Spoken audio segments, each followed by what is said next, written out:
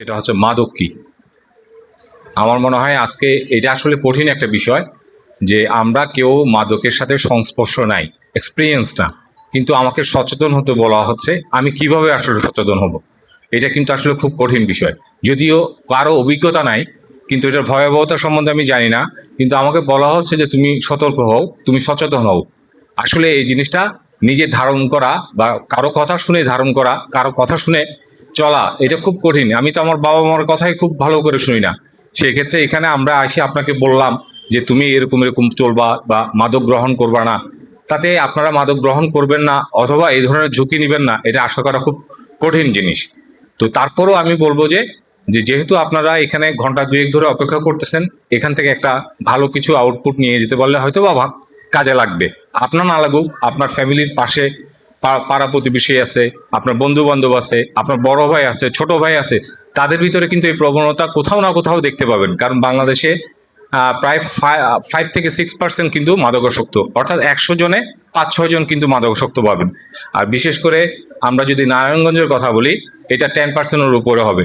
আপনি খুব রেয়ার পাবেন যে একজন অটো চালক মাদক গ্রহণ করে না, একজন রিক্সা চালক মাদক গ্রহণ করে না। তো এই যে অবস্থা প্রতিটা পরিবারে, তো এই বিষয়টা থেকে তো আপনি বাইরে না। কেন বাইরে না? দেখেন, সামাজিক যে কোনো সমস্যা কিন্তু সামাজিক সমস্যা কিন্তু আপনাকে ছুঁয়ে যাবে। ধরেন আপনার এলাকায় ছিনতাই হয়, আপনি করেন না, আপনার বন্ধু বান্ধব করে না, আপনার পরিবারের কেউ এই সাথে সাথে সংযুক্ত না, কিন্তু আপনার কাছে এক আত্মীয় আসলো, সে ওই ঝামেলায় পড়ে যেতে পারে না। সামাজিক যে কোনো সামাজিক ঝামেলাগুলোকে সবসময় নিজের ঝামেলা হিসাবে দেখবেন। এই যে একটা সামাজিক সমস্যা, এই সমস্যায় আপনি যদি মনে করেন যে ঠিক আছে আমি মাদক গ্রহণ করলাম না, আমি ওদের সাথে মিশবো না, বা এটার ব্যাপারে আমার নেগেটিভ, আমি এটা নিয়ে কোনো কার্যক্রমই করবো না, আমি ভালো থাকলেই হলো। কিন্তু বিষয় হচ্ছে যে সামাজিক সমস্যাগুলা আপনাকে দেখবেন যে ওই মাদকাসক্ত লোক একদিন হয়তোবা আপনার ছোট ভাইকে কি রাস্তায় ধরে বসলো, পয়সা নিয়ে নিল, হয়তোবা ছুরি মেরে দিল। কারণ অধিকাংশ মাদকাসক্তের যে জিনিসটা থাকে না, সেটা হচ্ছে বিবেক থাকে না। সে হয়তোবা 100 টাকা নিবে আপনার কাছে চাইলেই হয় যে আমাকে 100 টাকা দিয়ে দাও অথবা তোমার মানি ব্যাগ দিয়ে দাও।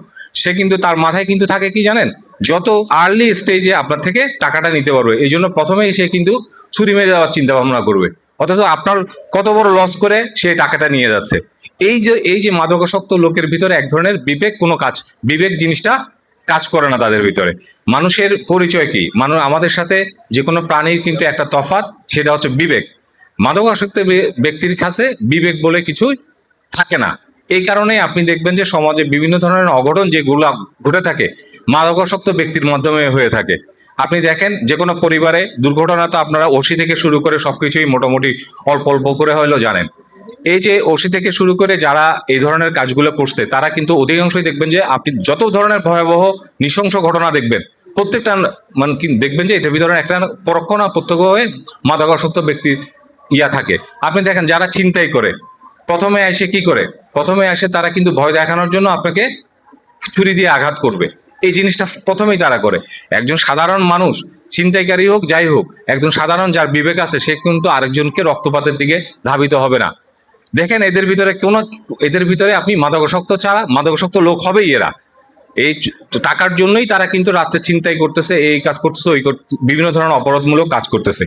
যাই হোক, আমি যাই। প্রথমত আমি বলি, মাদক কি? মাদক হচ্ছে এমন একটি রাসায়নিক পদার্থ যেটি আমি মনে হয় একটু 2 মিনিট অপেক্ষা করি নাকি, আজান দিচ্ছে, করতে হবে। মানে এক্সপিরিয়েন্স করে আপনি বিশ্বাস করবেন এই ধরনের যাওয়া যাবে না। কারণ আমরা এটাকে ওয়ান ওয়ে জার্নি বলি, যে একজন মাদকাসক্ত ব্যক্তি, এটা ধরেন আপনার ক্যান্সারের চেয়ে ভয়াবহ।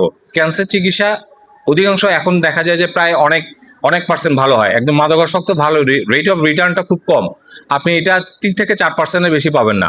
100 জন যদি রোগী থাকে, আপনি 3 থেকে 4 জন ফিরে আসবে, এর চেয়ে বেশি কিন্তু ফিরে আসবে না। সুতরাং আপনার হওয়াটা খুব সহজ, বের হওয়াটা কিন্তু খুব কঠিন। এবং এই মাদকাসক্ত যারা থাকে তাদের মানে এই এক্সপেন্স যেটা হয় সেটা অনেক বেশি।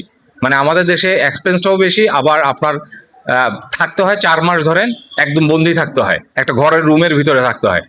ওই রুমের ভিতরে থাকার পরও সে যখন 4 মাস কোর্স করে বাইরে যায়, এরকম আবার সে রিল্যাপস করে। এরকম দেখা গেছে যে 8-10 বারও রিল্যাপস হয়। তাহলে 8 দিয়ে আপনি 40-কে গুণ করেন, 4-কে গুণ করেন, 40 মাস, 4 মাসকে 4-32, প্রায় 3-4 বছর তার জেলে থাকার পরও সে কিন্তু বারবার কিন্তু একই ঘটনায় শিকার হচ্ছে, তাহলে আপনি এটাকে ছোটভাবে দেখার কোনো সুযোগ নাই।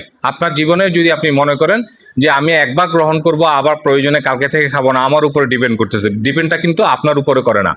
কারণ এটা যে মানে ডেফিনেশন, সেটাতে বলা আছে যে যেই বস্তু রাসায়নিক পদার্থ একবার গ্রহণ করলে নিজের ইচ্ছায়, আমি চাচ্ছি, সদিচ্ছা আছে আমার ছেড়ে দেওয়ার, কিন্তু আমি ছাড়তে পারতেছি না, মানসিক বা শারীরিক কারণে আমি এটা ছাড়তে পারতেছি না, অর্থাৎ আমি তার উপর ডিপেন্ড হয়ে গেলাম। অর্থাৎ সে আমার সিদ্ধান্তের ক্ষেত্রে মাদক একটা তখন সিদ্ধান্ত গ্রহণ করে, মানে আমি নিজে সিদ্ধান্ত নিতে পারি না, আমাকে সিদ্ধান্ত হয়তো গ্রহণ করে ড্রাইভিং সিটে। একটা কারে যেমন ড্রাইভিং সিট একজন থাকে, কে ড্রাইভার, আর সবাই কিন্তু যাত্রী। ওখানেও আপনি একজন, আপনাকে পরিচালিত করবে কে, মাদক। মাদক গ্রহণ একটা নির্দিষ্ট টাইমের পরে আপনি যদি যখন মাদক গ্রহণ করতে পারবেন না, তারপর আপনার মানসিকভাবে বলেন, শারীরিকভাবে বলেন, আপনাকে খুব বেশি উত্তেজিত করে ফেলবে সে। ওই যে স্টিমুলেটন ড্রাগ বলে, বিষণ্ণতা বলে, এগুলো হওয়ার একটা প্রধান কারণ কি জানেন? আমাদের দেহে 4 ধরনের হরমোন আছে। একটা হরমোন হচ্ছে যে আপনার ডোপামিন হরমোন, একটা হচ্ছে যে অক্সিটোসিন, সাইটোসিন এবং এন্ডোরফিন। এই 4টা হরমোন একটা মানুষকে ভালো রাখার সহায়তা করে। আপনি যখন ড্রাগ গ্রহণ করবেন তখন এই 4টা হরমোন কি হয় না, নিঃসরণ বন্ধ হয়ে যায়। প্রথমে বেশি হয়, আপনার ভালো লাগার অনুভূতি থাকবে, এটা আস্তে আস্তে কমতে থাকবে। কমার পরে আপনি যখন স্বাভাবিক জীবনে ফিরে আসবেন তখন এই হরমোনটা আর কি হবে না, সিক্রেশন হবে না, যার ফলে আপনার কাছে কিন্তু সবসময় এক ধরনের বিষণ্ণতা কাজ করবে, আপনার বিরুদ্ধে মন খারাপের কাজ করবে।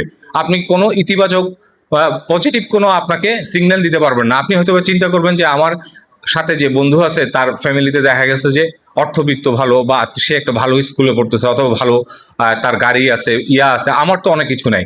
কিন্তু একটা মানুষের সফলতা ডিপেন্ড করে কিসের উপরে? তার আজকের যে অবস্থান, আজকের অবস্থান থেকে সে কালকে কতটুকু যাচ্ছে, কতটুকু ট্রাই করতেছে সে, তার অবস্থান থেকে। কারণ হচ্ছে কি, মানে তাহলে সুখী ফ্যামিলি আপনি পাবেন না। কারণ দেখা গেছে রিক্সাওয়ালার ফ্যামিলি তো কিন্তু সুখী ফ্যামিলি থাকে, কেমনে থাকে? নিশ্চয়ই সে চিন্তা করে যে আমার যে অবস্থান ছিল কালকে, আজকে আমি একটু বেশি ইনকাম করতেছি, অথবা আমার ছেলে মেয়েকে পড়ানোর জন্য উপযুক্ত একটা শিক্ষালয় দিতে পারছি। সে চিন্তা করে আমি কালকে থেকে আজকে কতটুকু করতে পারলাম আমার ফ্যামিলির জন্য, কালকে থেকে আজকে আমার জন্য কতটুকু করতে পারলাম, আমি কতটুকু পরিশ্রম করতে পারলাম, আমি কতটুকু ভালো কাজ করতে পারলাম। এই জিনিসগুলো মাথায় রাখতে হবে। যারা পিছিয়ে আছেন তাদেরকে ওই ধরনের চিন্তায় আসতে হবে যে আমি, মানে রাতের, এখানে বলা হলো আর কি, যে রাতের পরে আপনারা যারা বাইরে থাকেন তাদেরকে দোষ দেওয়া হচ্ছে। আসলে বিষয়টা কিন্তু ওইরকমই। যেমন আমার বড় ভাই, হ্যাঁ, মানে উনি ধূমপান করেন ধরেন, এখন ওনার বয়স হচ্ছে 50-র উপরে, উনি কিন্তু এখনো একটা সাইডে যায় যেখানে হয়তো তাকে মুরব্বীরা দেখবে না। আমার কথা হচ্ছে এই যে আমাদের একটা প্রথা, এই প্রথাগুলো কিন্তু আমরা এখন মেনে চলি না, খারাপ কাজগুলো আমরা দেখা যাচ্ছে ওপেনলি করি। এই জিনিসগুলো আপনার ভিতরে আসা যাবে না। আপনি স্টুডেন্ট মানুষ, আপনাকে একটা শৃঙ্খলাবদ্ধ জীবনযাপন করতে হবে। মাদক আমি না বললেও আপনি চলে আসবে আপনার কাছে, আপনাকে না বলতে হবে। ওই না এর জন্য আজকে থেকে আপনাকে প্রস্তুতি নিতে হবে। এমন না যে আপনাকে কি হবে, মাদক আপনি কিনতে যাবেন। আপনি হয়তোবা চিন্তা করতে চান আমি তো মাদক কিনতে যাব না, আমি তো মাদক যারা করে সঙ্গী করে তাদের সাথে বন্ধুত্ব করতেছি না। কিন্তু মাদক যেহেতু আমাদের দেশে আছে, এবং এটার পরিমাণ কিন্তু ওরকম যে মানে আমাদের বিশেষ করে নারায়ণগঞ্জে মাদক কিন্তু তুলনামূলকভাবে অনেক সহজলভ্য। এখন আপনাকে আপনার সেলফ ডিফেন্স গড়ে তুলতে হবে। এখানে কিন্তু অন্যরা এসে আপনারা, যেমন স্বামী আমার মনে হয় বললো যে এখানে যত মাদক ব্যবসায়ী আছে আমরা যদি তাদের বিরুদ্ধে ব্যবস্থা গ্রহণ করি তাহলে তো মাদক থাকে না। বিষয়টা কিন্তু ওরকম সরল দৃষ্টিকোণ থেকে দেখলে হবে না। আমি বলি, প্রথমত হচ্ছে যে পৃথিবীর ৫ম বর্ডার লাইন কিন্তু আমরা 99 ছোট দেশ, কিন্তু বর্ডার লাইনের দিকে পৃথিবীতে কিন্তু আমরা কি ৫ম, মানে বিশাল এক বর্ডার আছে আমাদের। এখন এই যে বর্ডার, এই বর্ডারের 2টা কান্ট্রি কিন্তু কি প্রচুর পরিমাণ মাদক উৎপাদন করে। ৪,১৫৬ কিলোমিটার হচ্ছে তো আমাদের বর্ডার, আর ইয়ার সাথে হচ্ছে যে 271 কিলোমিটার মায়ানমারের সাথে। তো এই বর্ডার কখনো সিল করা আসলে সম্ভব না। এটা যারা জানে তারা জানে, এই বর্ডার কখনো সিল করা সম্ভব না, কারণ এত ক্ষুদ্র দেশে এত বড় বর্ডার পৃথিবীতে খুব কম। এই ফার্স্ট আমরাই এত, মানে আমাদের ৫৬,০০০ বর্গ কিলোমিটারের ভিতরে এইটা, এই বর্ডারটা অনেক বড়। তাহলে আমাদের পার্শ্ববর্তী দেশে কিন্তু এই মাদকগুলা কি উৎপাদন হচ্ছে। তো এই যেহেতু এখানে ডিমান্ড বেশি, বিক্রি ধরেন একটা মাদকের দাম 5 টাকা, ওখানে এখানে আসলে হয়ে যায় আমাদের এখানে আসলে 250 টাকা হয়। তো গুণ করেন আপনি কতটুকু জিনিস। এবং সবচেয়ে বড় ব্যাপার হচ্ছে যেমন ওই অঞ্চলের মানুষগুলা, বিশেষ করে কক্সবাজার বা এই অঞ্চলের মানুষগুলা মনে করে এটা তাদের একটা বৈধ বিজনেস। আমাদের হযরত মুহাম্মদ সাল্লাল্লাহু আলাইহি ওয়াসাল্লামও করতো, তারাও করে। এই যে ধর্মের নামে তাদেরকে এক ধরনের কিন্তু বুঝ দেওয়া হচ্ছে যে এই ব্যবসাটা খারাপ না। কারণ হচ্ছে যে কেন ও তো বিক্রি করার সময় জোর করে বিক্রি করতেছে না, আপনি কিনতেছেন বলে তারা বিক্রি করতেছে, এবং তারা নামাজ রোজাও করে, সবকিছু করে, কিন্তু তারা ওই ধর্মের আলায় কিন্তু এই ব্যবসাটাও করে। তো এখন মানুষের আসলে চেতনাবোধ যদি ওরকম হয়, বিশেষ করে আবার বিষয় এই যে আমাদের মায়ানমারে তো গণতান্ত্রিক দেশ না, আবার ইন্ডিয়ার থেকে দেখা যায় যে আমাদের সবসময় কি আসে, হেরোইন, আফিন বা গাঁজাটা, যেগুলো সবসময় কিন্তু এই বর্ডার লাইন দিয়েই আসে, এটা আপনি সিল করতে পারবেন না। আরেকটা বিষয় হচ্ছে যে আমরা যে মেডিসিন গুলা ব্যবহার করি, এগুলা ব্যবহার করার জন্য যে যেই রাসায়নিক পদার্থগুলো লাগে, সেটা কিন্তু আবার মাদক উৎপাদনের জন্য ব্যবহার হয়। কথাটা বোঝা গেছে?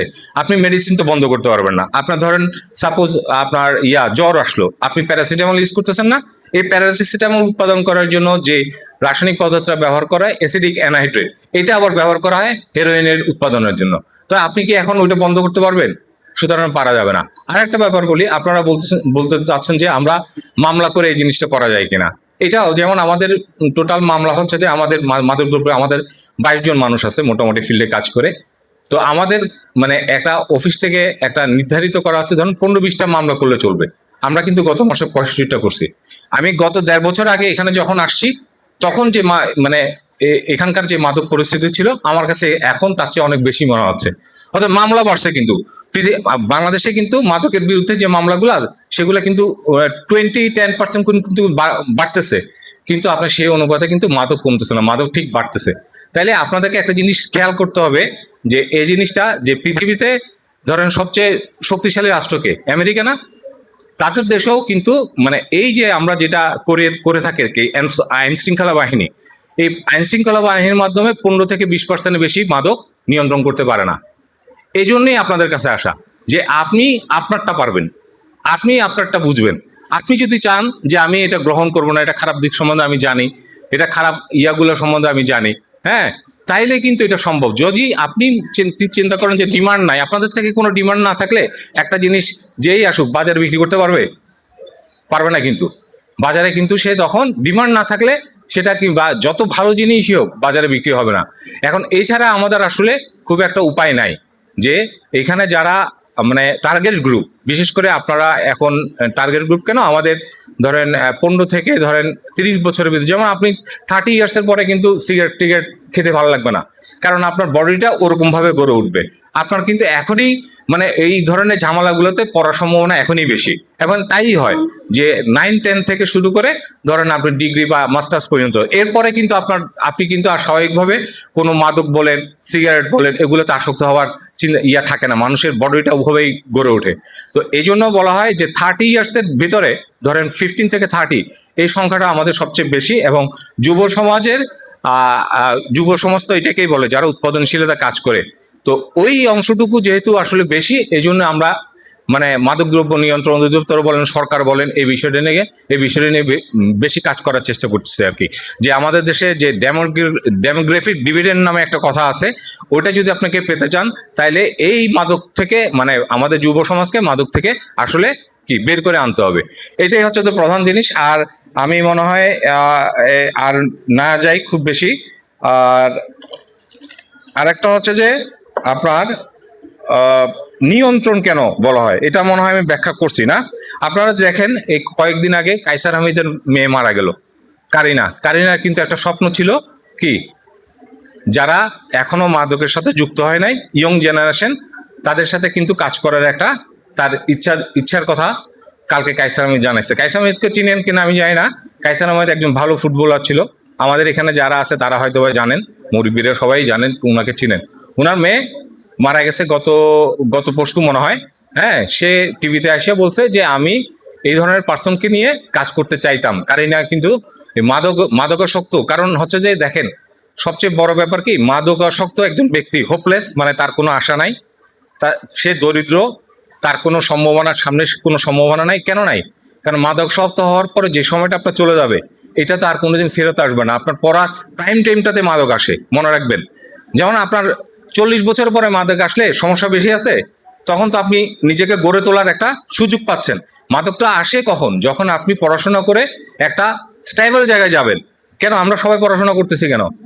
একটাই কারণ, যে আমি একটু ডেভেলপ করে আমার ফ্যামিলিকে হয়তো বা সহায়তা করব, অথবা আমি একটু ভালো জায়গায় যাব, তাই তো? ঠিক ওই সময়টাই কিন্তু মাদক আসতেছে। মাদক আপনাকে তো যার ফলে ওই যে ব্যক্তি একবার মাদকাসক্ত হয়ে পড়ে তার পক্ষে আসলে সার্ভাইভ করাটা খুব কঠিন, খুব কঠিন। মানে ওই জীবনে ফিরে এসে আবার নতুনভাবে জীবন শুরু করা খুব কঠিন। এই জন্যই আপনাদেরকে বারবার বলা হচ্ছে it is one way journey. এবং মাদকের ক্ষেত্রে আমরা বলে থাকি smoking is the gateway of কি ড্রাগস। স্মোকিংটা হচ্ছে যে ড্রাগের গেট ওয়ে, এটা দিয়ে ঢুকবেন এবং মাদকাসক্ত হওয়ার সম্ভাবনা সবচেয়ে বেশি থাকে। আমি আজকে আর খুব বেশি আর মনে রাখবেন এটা কিন্তু ধর্ম বলেন, বর্ণ বলেন, গোত্র বলেন, কোনো যেমন ইরানেও কিন্তু এটা আছে। ইরান খুব ইসলামিক কান্ট্রি না, আবার সুইজারল্যান্ড খুব ধনী দেশ না বা সভ্য দেশ না, ওখানেও কিন্তু মাদকের। আমেরিকাতে তো আপনার ওই যে মেক্সিকোর সাথে বিশাল ওয়াল তৈরি করতেছে, ওয়াল মানে ওই দেশের সাথে প্রথম ওয়াল তৈরি করে ফেলতেছে কত হাজার কিলোমিটার জোরে আমেরিকান বাজেটে। এখন আমেরিকান বাজেট আমাদের নার্কোটিক্সের যে বাজেট সেটা হচ্ছে যে আমাদের যে জাতীয় বাজেট তারও 4-5 গুণ বেশি। তারপরেও কিন্তু ওই দেশের সবচেয়ে বেশি মাদকাসক্তের সংখ্যা কিন্তু ওই দেশেই সবচেয়ে বেশি। সুতরাং এটা কনসেপ্ট রাখতে হবে যে সরকার, শুধুমাত্র সরকার যদি আপনাকে সহায়তা করে, মাদকাসক্ত যারা মাদক ব্যবসায়ী তাদের উপরে রেগুলার অ্যাকশন চালায়, আপনারা মুক্ত এই জিনিসটা ভাবতে পারবেন না। আপনাদেরকেও আগায় আসতে হবে জিনিসটা, কথা বোঝা গেছে। এবং আসক্তির ক্ষেত্রে কিন্তু মোবাইলও একটা আসক্তি। কি আপনি মনে মনে চাচ্ছেন যে আপনার পরীক্ষাটা পড়াশোনা করবেন, কিন্তু সে কিন্তু মোবাইল, আপনি দেখা যাচ্ছে যে ঘন্টার পর ঘন্টায় ওখানে থেকে যাচ্ছেন। মোবাইলটা কিন্তু কম না, ওটা শারীরিকভাবে সমস্যা করে, এটা কিন্তু মানসিকভাবে সমস্যা করে। মাদকের ক্ষেত্রেও কিন্তু মানসিক সমস্যাটা সবচেয়ে বেশি। আপনার মোবাইলের ক্ষেত্রে মোবাইল যে আমরা ইয়াতে পড়তেছি আর কি, মোবাইলের যে আসক্তি সেটার ক্ষেত্রেও খেয়াল রাখবেন। আপনাদেরকে দুইটা জিনিস, একটা হচ্ছে মাদক, একটা হচ্ছে মোবাইল।